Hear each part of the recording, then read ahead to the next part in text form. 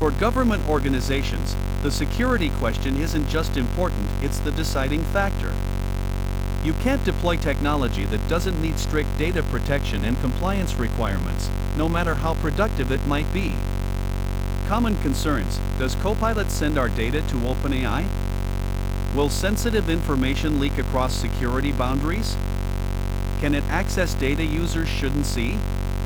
Does this meet FedRAMP requirements? Let's address these head-on with technical specifics, because security teams need facts, not marketing language. The foundation, Copilot for Microsoft 365 in GCC High, and DoD environments is architected fundamentally differently than consumer AI tools like ChatGPT or Claude. It's built specifically for government compliance and security requirements.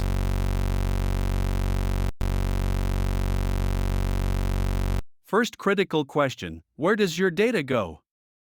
In government clouds, your data stays in government clouds.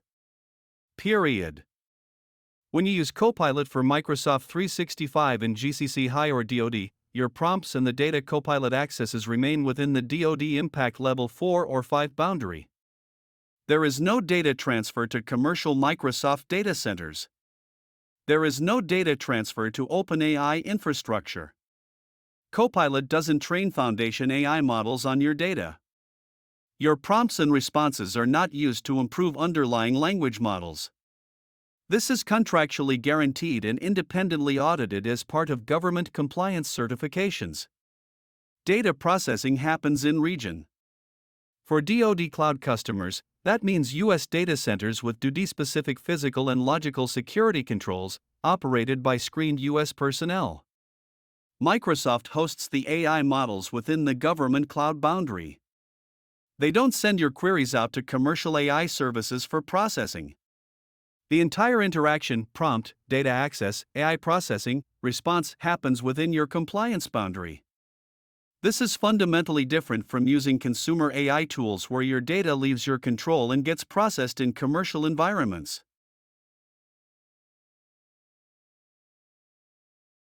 Second critical security principle: Copilot inherits permissions, it doesn't override them.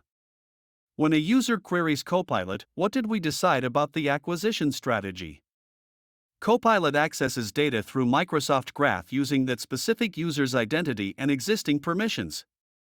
If the user doesn't have permission to open a SharePoint file through normal navigation, Copilot can't access it either. If information barriers prevent the user from seeing another department's Teams channels, Copilot respects those barriers. This is zero-trust architecture in practice. Verify explicitly: every data access uses the user's authenticated identity. Use least privileged access: Copilot gets no special permissions beyond what the user has. Assume breach: even if Copilot were compromised, it could only access what that specific user could access. Copilot is not a backdoor. It's another client interface to your existing data, subject to all the same security controls you've already configured. This means Copilot will expose existing permission problems. If users currently have access to data they shouldn't, Copilot will surface that data when they ask relevant questions. But that's a permission hygiene issue, not a Copilot security flaw. The solution is fixing your permissions, not blocking Copilot.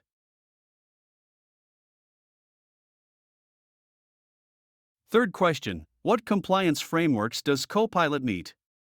Microsoft 365 Copilot inherits the compliance posture of your Microsoft 365 environment. If your tenant is authorized for specific government use, Copilot operates within that same authorization.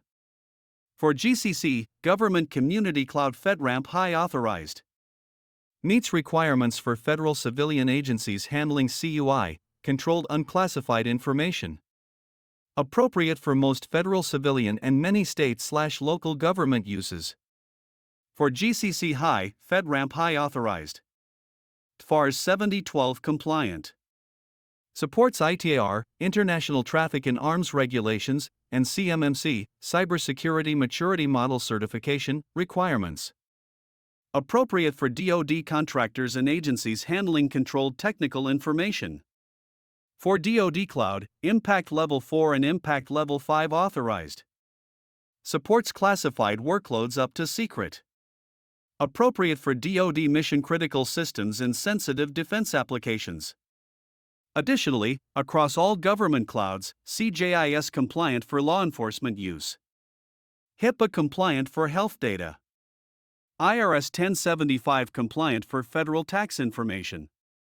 These aren't theoretical certifications Microsoft claims to have. These are audited, maintained compliance frameworks with regular assessments. Your organization can review the compliance documentation and audit reports through Microsoft Service Trust Portal.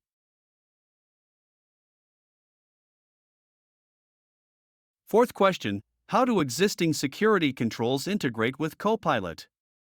Copilot respects your Microsoft Purview policies. All of them. Data loss prevention, DLP, policies apply to Copilot-generated content just like any other Microsoft 365 content. If a user asks Copilot to draft an email and that draft contains credit card numbers or social security numbers, and you have DLP policies blocking that content, the policy applies. Copilot can't be used to circumvent DLP. Information barriers prevent Copilot from surfacing data across defined organizational boundaries. This is critical for agencies with legal or ethical separation requirements, think contract oversight separated from vendor relationship management, or investigation teams separated from policy teams. If information barriers prevent user A from seeing Team B's content, Copilot respects that boundary. Sensitivity labels are honored throughout.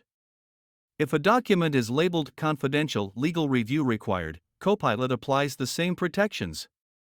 If a label prevents forwarding or copying, Copilot-generated summaries of that content inherit those restrictions.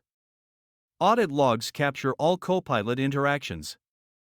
Every prompt, every response, every document accessed, it's all logged in Microsoft Purview for compliance monitoring, investigation, and forensic analysis.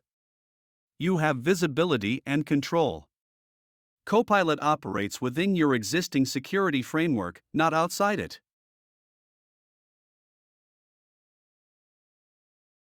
So what should your security team actually do before deploying Copilot? 3 things. 1. Audit your existing Microsoft 365 permissions. Are they aligned with your data classification policies? Do users have appropriate access based on role and clearance? Copilot will make existing permission issues visible. Better to identify and fix them proactively than discover them during pilot deployment. 2. Ensure DLP policies, sensitivity labels, and information barriers are properly configured. These are your enforcement mechanisms. If they're not working correctly today, Copilot won't fix them. Validate that your policies cover the scenarios you care about. 3. Plan for monitoring. Use Microsoft Purview audit logs to track Copilot usage patterns, identify anomalies, investigate potential security incidents. Establish baselines during pilot phase so you know what normal looks like. These aren't Copilot security tasks, they're fundamental security hygiene that Copilot deployment makes more important.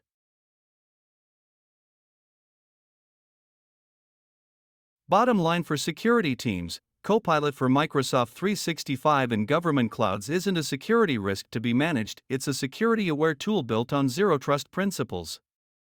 Your data stays in your government cloud boundary. Permissions are strictly inherited. Compliance certifications are maintained and audited. Existing security controls apply without exception. The security question isn't, is Copilot secure? The security question is, are our existing Microsoft 365 security controls properly configured? Work with your Microsoft account team or a qualified partner to conduct a security readiness assessment. Review your permission structure, validate your purview policies, establish monitoring procedures. Then deploy with confidence, knowing that Copilot operates within your security framework, not around it.